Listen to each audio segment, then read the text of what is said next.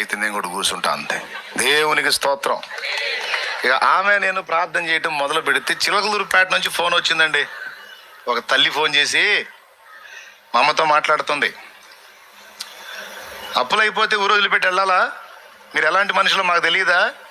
రా, ఎన్ని చోట్ల నువ్వు అప్పు ఇవ్వాలో ఆ డబ్బులు మొత్తం నేను తెస్తా, తీసుకెళ్ళి మొత్తం చిల్లర బాకీలన్నీ కట్టేసుకోండి.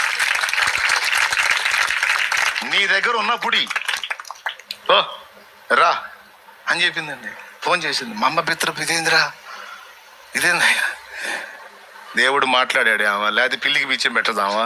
నీకు డబ్బులు ఎట్టిచ్చితే దేవుడు మాట్లాడాడు. పిచ్చిదాన పదా పోతే అండి. కర్రల సంచి ఉంటుంది చూసారా? కర్రల సంచి తెలుసా మీకు? తెలీదా?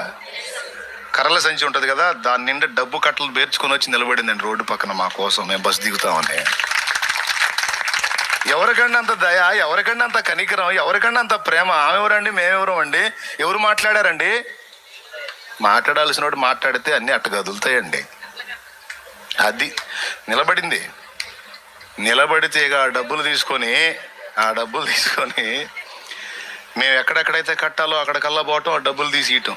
వాళ్ళేం మిత్రులు ఎక్కడే మీకు అంటే దొంగతనం అయితే చేయలే, దేవుడిని ముంచలా, దేవుడి నోరు కొట్టలా, దేవుడు ఇచ్చాడు తీసుకో, మా కాగితాలు మాకి.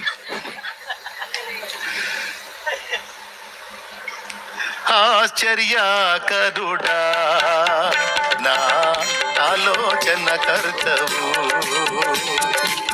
ఆశ్చర్యకరుడా నా ఆలోచన కర్తవు, నిత్యుడగు తండ్రివి నా శాలేము రాజువు,